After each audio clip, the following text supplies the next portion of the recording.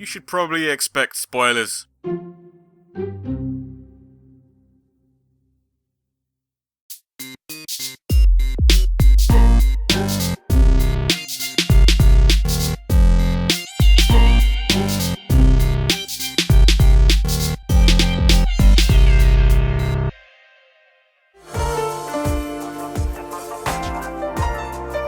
Out of the main 3 Sega hard girls, she's the one that gets it the hardest.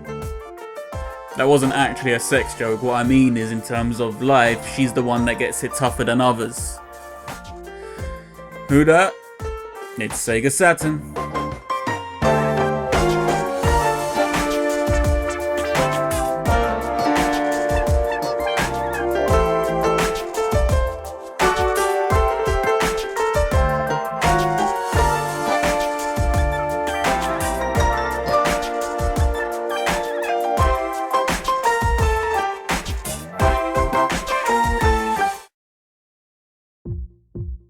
Back in the Dreamcast episode, I laid down the details of what Sega Hard Girls is about, so if you're new to the story, then you're probably better off watching that episode first.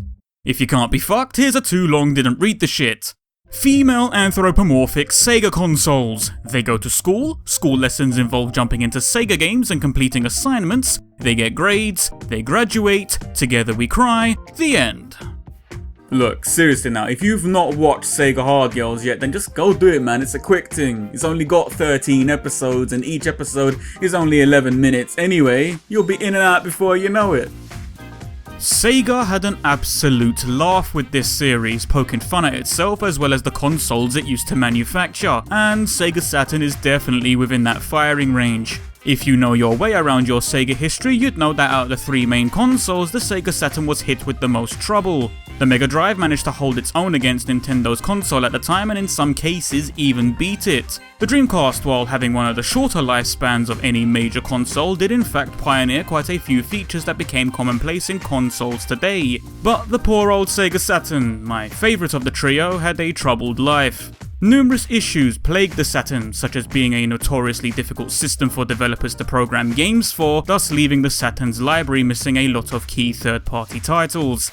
It also didn't help that the Saturn's price tag was quite a hefty sum too, and because of that, not many people bought one. With all these problems, it left the Saturn incredibly overlooked by the general consumer, despite it actually being an impressive console that had some legit reasons to be proud of itself. Why did I feel the need to drop you this history lesson?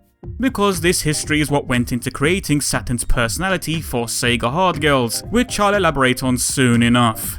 But first, let's get real shallow and just talk about her appearance for a few minutes. Visual design. Like Dreamcast, Saturn's design pays homage to certain things connected to the console she's based on. Unlike Dreamcast, however, who outwardly thrusts the top of her console in your face like a big obnoxious signpost, Saturn's design aspects are a bit more reserved, and you'd probably need to know the console's design beforehand to pick up on everything. There were actually numerous models of the Saturn console too, all with subtle design changes between them, so a mixture of different elements from different versions of the console have also made up the character's design. Pay attention now, here we go. The clip on the trim of her skirt is based off the Japanese Model 1 Saturn disc tray window. The waistband of her skirt is also based off the same model and references the console's blue power, eject and reset buttons. Head on down to her boots and you'll find the power and reset buttons are also being used here as well, though now they're accompanied by the red letter S that was prominently featured in the Japanese logo. The black clothing more than likely references models 1 and 2 of the American and European Sega Saturns, as both of those versions of the console were black. In Japan, their Model 2 console was white with pink additions, which is where Sega Saturn's long white coat and sleeves get their colour scheme from. Sticking with the white Japanese Model 2, the buttons for that console's control pad are the badges seen on the left-hand side of her chest. Turning Saturn around will show you that the back of her coat has a cutout in the shape of the Sega Saturn analog control pad, a peripheral that came boxed with the cult classic game Nights into Dreams. Speaking of Nights, Saturn's overall head design seems to mimic that of the whimsical purple jester in terms of shape and item placement. Saturn's hair follows the style of Nights' hat, and Saturn's neck collar seems to pay homage to Nights' own neck ruffle. With me being a bit of a Nights fan, this would probably have to be my favourite part of her design. Finally, since she's mostly a magic user, Saturn uses two staffs with the Sega Saturn logo detailing the top parts. In this image, the logo's blue texture is missing because the sodding character model had mislabeled texture files, and since it was all in Japanese, I can't figure out which ones they are to relabel them, so I had to throw this image into Photoshop and colour them in myself like some 6-year-old kid with crayons. These weapons are actually called twin sticks, a reference to another peripheral for the console which only shares similarities in name as they don't look alike in the slightest. That said, Saturn does have one last item that is a 1-to-1 copy of its source, and that is the Virtua Cop gun. Although the guns don't make any major appearance within the show, Saturn does in fact own a pair of these, as they have appeared in other media and come as accessories with her figurine.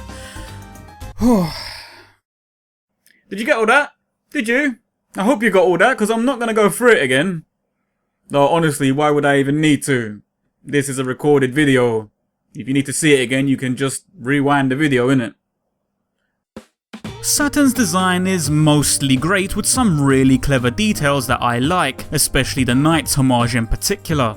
The blue accents give the character a cool neon futuristic feel and help to lighten up the darker areas of her outfit, while the white coat is the main item that breaks up her colour palette evenly across her body. Good stuff in general, but I do have quite a few hang-ups about this design. Put it down to nitpicking if you must, but here's my constructive criticism anyway.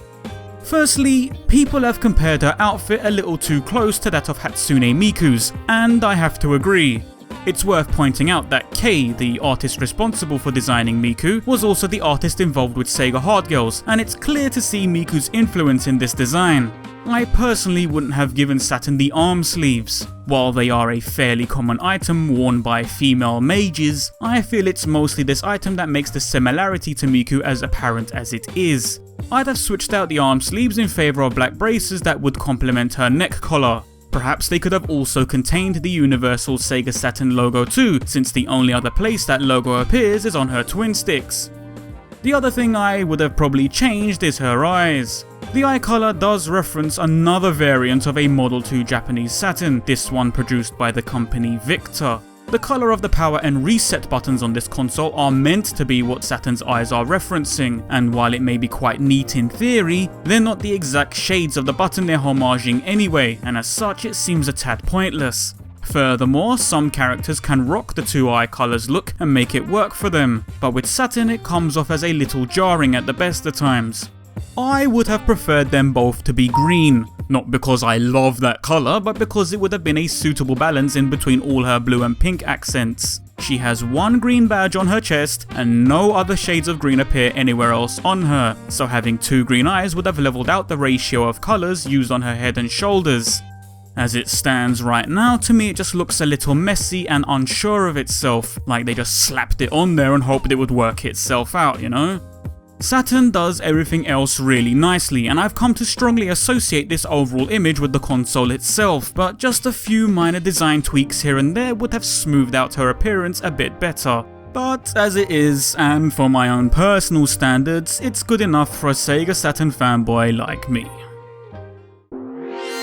Personality.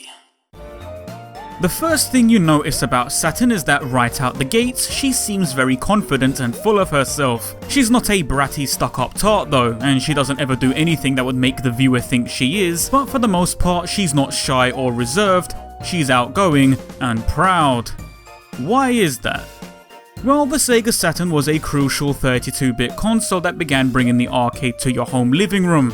The arcade scene was huge in the early 90s, and being able to play arcade games at home on your console was certainly something to boast about. The games being ported to the home console weren't perfect though, with many games missing certain features or graphics being drastically toned down from their arcade counterparts. Despite being flawed, it was still considered a great achievement, and all the advertising campaigns at the time gave way to major bragging. This is shown with Saturn's confidence. As a character, she's always seen head held high, ready to be praised and admired for her efforts. Problem is, it doesn't happen as often as she would like. As I mentioned earlier, the Saturn console faced general setbacks along the way. This is presented in the show as Saturn usually being the character on the receiving end of mishaps. She will attempt to tackle any challenge enthusiastically only to be given the short end of the stick, despite her best intentions to do well. One example that sticks to mind is when the hard girls jump into the world of Virtua Fighter and are each assigned a move that only they can use. Saturn shows great enthusiasm for this, as Virtua Fighter is technically her series and it's time for her to represent. While the other two girls receive fairly powerful attacks, Saturn is given a technique that is incredibly plain and lacking any real power. This recurring theme of Saturn taking on a challenge only to be mistreated pops up numerous times throughout the show. Saturn is also a bit of a show-off, and when things are going in her favour, she'll usually milk it for all it's worth by posing or bragging about her skills. These acts of showboating have repercussions though, as she's often penalised for them and left feeling disheartened shortly after. This actually refers back to the Sega Saturn console's marketing strategy, which involved bragging and showing off, and in the end all the bragging in the world didn't get the console to sell well, often leaving the machine looking defeated in comparison to its rivals. Due to these setbacks, I feel Saturn speaks highly of herself and holds a proud nature, because if nobody else is going to praise her for her abilities, then who will? See, that's the thing about the Saturn as a console. While it did pale in comparison to other consoles, it wasn't actually a bad machine. It had some of the best 2D fighting game ports from that generation, and while its 3D capabilities weren't up to the same standards of the Sony PlayStation, it did have some solid in-house developed titles from Sonic Team, AM2 and AM3, which gave good reason to own the console. So if nobody was playing these awesome games but the hardcore Sega fan, then it was only really the Sega fan speaking highly of it. And in turn this translates to Saturn, as she will speak confidently about herself if nobody else is going to, because only she knows she's capable of doing good things. I like how her personality turned out. It is fitting when the console's history is taken into consideration, and Saturn carries the role very well throughout the series, never slipping out of character. She's consistent with it, and it feels all the more rewarding to watch when you know the reasons behind her characteristics. Importance. Knowing that Sega Hard Girls literally focuses on the three main consoles from Sega, Saturn definitely has her place here. It would be weird if she wasn't.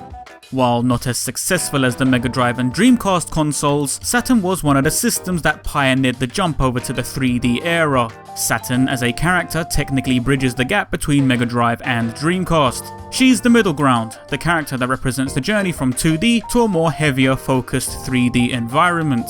I feel this bridge is referenced somewhat comedically in the show, with Mega Drive and Dreamcast usually teaming up to give Saturn a hard time, playful as it may be. Saturn is a focal point for them to connect on. The first episode is literally Mega Drive and Dreamcast bouncing jokes back and forth on who they feel Saturn might date one day, which may make Saturn the butt end of the joke again, but through it Dreamcast and Mega Drive are bonding, and in turn, all three of them bond together.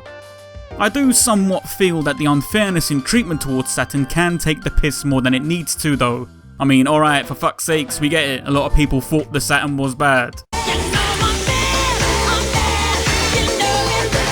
Despite that though, Saturn sits comfortably within the series as a key member of the trio who may take a lot of hits to the chin, but she sure as hell still believes in herself regardless of what's been done to her. That's actually kind of inspiring, if anything. Conclusion. Saturn is the girl in the class who likes to show off a little, but it's not because she wants to put anybody down and make herself look superior. She just wants to be recognised for her efforts. She may never get that recognition, as the odds will always be stacked against her. It's going to leave Saturn in this never-ending cycle of attempting to seize a moment and own it, only to be shortchanged afterwards. As long as it doesn't dishearten her too much though, she will keep going and keep striving for her goals. She's definitely the character out of the three who sits in the underdog category, and oddly enough, those character types tend to be the most relatable ones for a lot of us. Overall, I feel Sega Saturn's personality is her strongest point. She seems like the kind of cool girl that I'd like to hang out with. She's fun, but she's not perfect. I would change one or two things about her design aspect, but aside from that, everything else about her is fine. And on a closing note, as if you didn't see this coming from 10 miles away through a scope, Sega Saturn gets my Valhalla emblem. Because of course she does.